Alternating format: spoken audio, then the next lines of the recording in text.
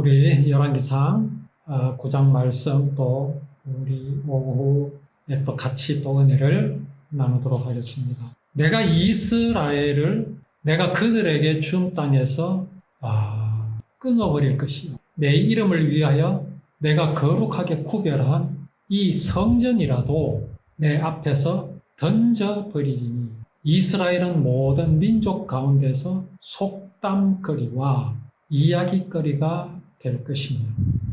참 이건 예언의 말씀입니다. 그대로 됐죠. 예루살렘 성전은 예수님이 승천하신 후에 그때가 주후 몇 년입니까?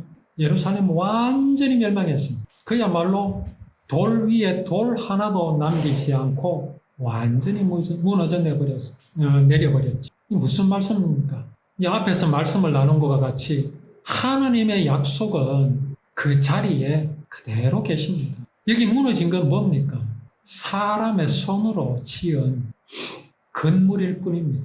아브라함에게 약속하셨던 땅, 가나안, 이스라엘입니다. 하나님은 그곳에 영원히 계십니다. 이제 하나님께서 이 세상을 심판하시는데 이 세상을 심판하신다는 것은 사람을 심판하신 것이 아닙니다. 누구를 심판하시느냐? 사단은 뭡니까? 사단의 정체는 사람이 하나님과 같이 될 수 있다고 하는 그것이 사단입니다. 그것을 이제 영원히 심판하시는 날, 그 날이 분명히 옵니다. 그것을 심판하시지 사람을 심판하시는 것이 아닙니다. 그러면 모든 사람이 다 천국 가야 되잖아요. 근데 왜 지옥 가는 사람이 있겠습니까? 그것은요, 하나님께서 사람을 심판하시기 때문에 사람이 지옥 가는 게 아닙니다. 그 심판하는 그 자리에 사람이 그냥 머물러 있기 때문에 그렇습니다. 하나님은 거기서 제발 나오라고 하시거든요. 우리 6.25 전쟁 때 인천 상륙 작전을 계기로 해서 그야말로 물밀듯이 북쪽으로 올라갔습니다. 저 두만강, 압록강까지 올라갔지요. 그때 중공군이 이제 또 쳐내려왔죠. 그때 이제 유엔군과 우리 국군들이 밀려가지고 원산항까지 왔습니다.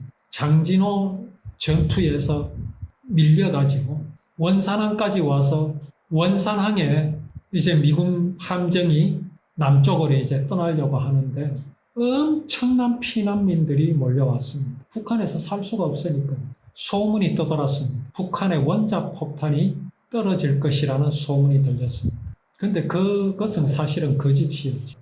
그러나 피난민들은 어떻게 생각했습니까? 거기에 남아있으면 원자폭탄으로 심판을 받거든요. 자, 혹시 미국에서 원자폭탄을 북한에 떨어뜨린다는 것이 사실이라면 거기에 머물러 있는 것이 맞습니까? 거기에서 떠나야 합니다. 그래야 그 불의 심판에서 구원을 받지. 미군의 계획은 북한에다가 원자폭탄을 떨어뜨리는 것이지 사람에게 떨어뜨리는 것이 아닙니다.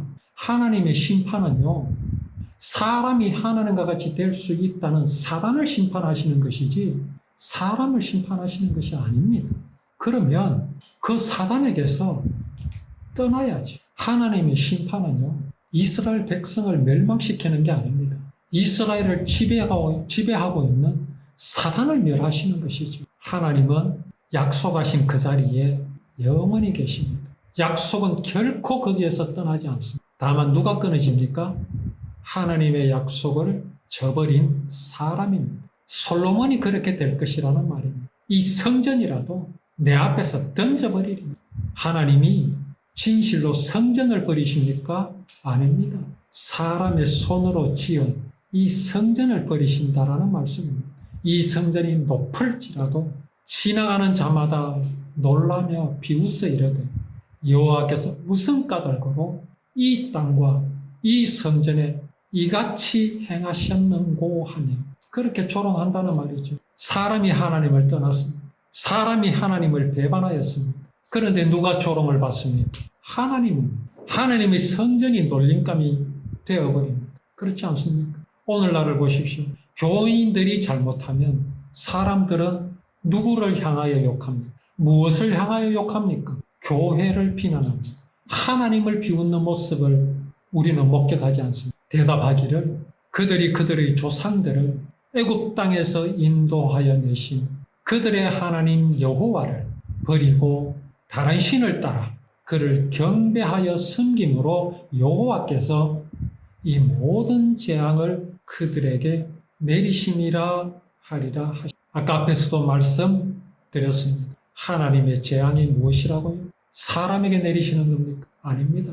문 밖을 나가면 여호와의 율법을 떠나면 비바람이 몰아치며 눈보라가 날릴 것이다. 솔로몬과 이스라엘이 하나님의 언약을 버리고 율법을 버리고 다른 신들을 섬기면 하나님께서 재앙을 내리시겠다고 말씀하시는데 사실은 그 나타나는 현상은 하나님께서 재앙을 내리시는 것이 아니라 사람이 스스로 하나님의 사랑과 은혜와 생명의 길을 버리고 사망의 길로 나서는 것임을 알아야 합니다. 이걸 보고 뭐라고 말합니까? 저주를 자청하는 것이라. 하나님께서 주신 성경 말씀을 주신 것은 문 밖으로 나가면 어떤 일들이 생길 것임을 알려주시기 위하여서 이 성경 말씀을 우리에게 주셨습니다. 사람은 미련해서 그 경고를 무시하고 멸시하면서도 스스로 하나님인 채 하는 것이 사람의 삶입니다. 얼마나 미련한 모습을 사람들이 보이고 있습니다. 솔로몬이 두 집 곧 여호와의 성전과 왕궁을 20년 만에 건축하기를 마치고 이 말씀을 볼 때 어떤 생각이 듭니까? 참 솔로몬이 대단하다. 얼마나 정성껏 정성을 다하여 집을 지었으면 20년이나 걸렸는가. 참으로 찬란하도다. 참으로 그 열심이 대단하다. 그런 마음이 드십니까? 저는 오늘 이 말씀을 읽으면서 뭔가 잘못되어 가고 있음이 보입니다. 자, 도대체 무엇이 잘못되었습니까? 다윗이 어느날 왕궁을 거닐면서 왕궁 안에 머물면서 창밖을 내다보는데 무엇이 보였습니까? 여호와의 궤가 저 천막 가운데 있는 것을 보았습니다. 다윗의 마음에 어떤 갸륵한 마음이 들었습니까? 여호와의 궤도 저렇게 천막 가운데 머무는데 나는 왕궁에 머무는도다. 내가 여호와의 성전을 지어서 여호와의 궤를, 여호와의 율법을, 여호와의 말씀을 성전에 모시리라. 그렇게 작정을 했지. 얼마나 갸륵한 마음입니까? 솔로몬은 왕궁을 짓겠다고 하나님께 말씀드리지 않았지요. 뭐를 짓겠다고 했습니까? 성전입니다. 성전. 왕궁이 아니라 성전입니다. 그런데 솔로몬은 무엇을 짓습니까? 하나는 왕궁이고 하나는 성전입니다. 그러니 이 말씀은 사실 아름답지만 않습니다. 무슨 일이 일어날 것을 예고하시는 말씀인 것 같습니다. 성전만 아니라 다윗이 서원한 성전만 아니라 솔로몬은 왕궁까지 지었습니다. 왕궁이 없었습니까? 왕궁이 있었습니다. 그 왕궁만으로도 충분합니다. 굳이 왕궁을 지어서 옮겨 이사갈 이유가 없습니다. 사무엘하 7장 1절에서 2절에 보면요. 여호와께서 주위의 모든 원수를 무찌르사 왕으로 궁에 평안히 살게 하신 때에 그랬습니다. 다윗이 그렇게 궁에 평안히 살았습니다. 이렇게 평안히 살고 있었는데 왜 또 왕궁을 지어야 합니까? 왕이 선지자 나단에게 이르되 볼지어다. 왕이 다윗 왕이 그랬죠. 나단에게 나는 백향목 궁에 살거늘 하나님의 궤는 휘장 가운데 있겠다. 다윗이 뭐라고 말했습니까? 나는 백향목 궁에 살거늘. 궁전이 화려했습니다. 백향목으로 지은 집입니다. 대리석으로 지은 집입니다.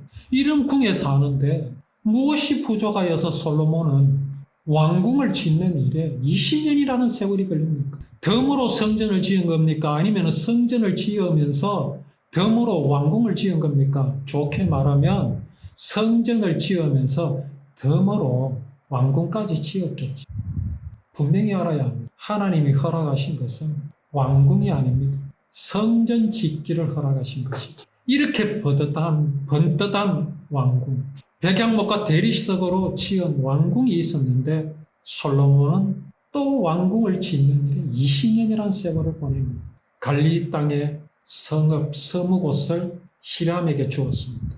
그렇게 한 이유는 히람이 솔로몬에게 온갖 소원대로 백향목과 잣나무와 금을 제공했기 때문에 솔로몬은 히람에게 그 땅을 주었습니다. 그 히람이 제공한 잣나무와 백향목과 대리석들이 성전 짓는 일에만 쓰였습니까? 아닙니다. 왕궁을 짓는 일에도 그거 썼습니다. 하나님은 성전 짓는 것을 허락하셨다는 사실을 알아야 합니다. 솔로몬은 지금 뭔가 잘못되고 하나님께서 그를 영화롭게 하시니 그것에 걸맞는 무엇을 갖추려고 하고 있습니다. 입으려고 하고 있습니다. 그렇게 하지 않아도 됩니다. 누더기 옷을 입고 있어도 그 사람의 됨됨이가 오르면 존경받게 되어 있습니다. 솔로몬이 무엇이 부족하여서 다윗의 왕궁을 버리고 자신의 왕궁을 또 짓습니다. 뭐가 부족하여서 그렇게 화려한 것들로 치장하려 하고 있습니까? 무엇이 불안합니까? 하나님께서 그에게 지혜를 주셨지 않습니까? 그 지혜는 주변의 모든 나라의 왕들이 부러워하는 지혜입니다. 그것만으로도 충분하지 않습니까? 솔로몬은 무엇이 조금합니까? 그렇게 히람에게 갈릴리 땅의 그 성읍 서무곳을 주었는데 사실 그 성읍은요 척박한 땅이었습니다.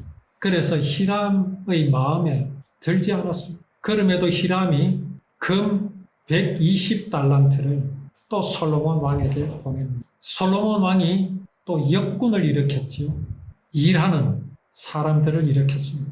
그렇게 한 까닭은 여호와의 성전과 자기 왕궁과 밀로와 예루살렘 성과 하솔과 머깃도와 게세를 건축하려 하였습니다. 자, 다윗 왕에게 하나님께서 약속하신 것이 무엇이었습니까? 너의 아들로 성전을 짓게 하겠다라고 하나님은 약속하셨습니다. 그것뿐입니다. 왕궁과 다른 성과 성벽을 쌓는 그런 일을 솔로몬에게 허락하신 것이 아닙니다. 그런데 솔로몬은 성전 외에 온갖 건축들을 지금 하고 있습니다. 근데 그 건축의 내용들이 다 뭡니까? 성과 성벽을 쌓는 일입니다. 이건 뭘 보여줍니까? 솔로몬이 지금 뭔가 불안합니다. 하나님께서 분명히 약속하신 것을 우리는 기억하여야 합니다. 뭐였습니까? 하나님께서 네가 성벽을 견고하게 쌓으면 내가 이스라엘과 너를 지켜주겠다 하셨습니까? 아닙니다. 다윗이 섬겼던 하나님, 다윗이 즐거워하였던 율법, 다윗이 주야로 묵상하였던 여호와의 율법을 네가 지키면 내가 이스라엘을 너의 왕위를 내가 지켜주겠다 말씀하셨습니다. 그러면 솔로몬은 뭐가 필요 없습니까? 성벽이 필요 없습니다. 성이 필요가 없습니다. 그런데 솔로몬은 일하는 사람들을 동원했습니다. 그가 여호와의 율법을 자기 아버지 다윗이 즐거워하였던 것처럼 즐거워하지 않습니다. 주야로 묵상하였던 것처럼 묵상하지 않습니다. 그것은 솔로몬의 마음에 견고한 성이 되어줄 것이라는 믿음이 그에게 없었기 때문입니다. 그게 사라져 버렸습니다. 하나님께서 솔로몬을 위대하게 하여 주시니까 자기를 위대하게 하여 주신 하나님을 바라보지 못하고 있습니다. 뭐가 그의 눈에 띄고 있습니까? 자기의 화려함, 자신의 어떤 위대함만이 그의 눈에 보이게 됩니다. 이제 솔로몬은 그것을 지키려고 하고 있습니다. 하나님의 언약을 바라보고 하나님의 언약을 지키는 것이 아니라 그 언약을 믿는 것이 아니라 하나님께서 내게 주신 그것을 지키려 하고 있습니다. 그것을 지키려 하고 있으니 무엇이 필요했습니까? 성이 필요했고 성벽이 필요한 겁니다. 자, 이러한 솔로몬의 그런 행함, 이 행함에 대해서 다음 주에 또 말씀을 계속 나누도록 하겠습니다.